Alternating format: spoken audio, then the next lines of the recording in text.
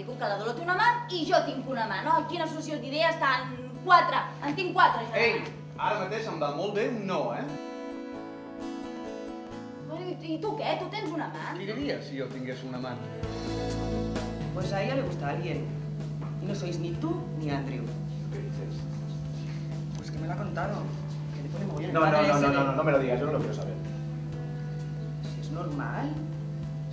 Que le guste a alguien. O sea, todos tenemos esa necesidad de gustar. ¿A ti no te pasa nunca? Yo tengo mis fantasías y son mías. Y tú tienes las tuyas, porque estás viva. Estás muy bonita.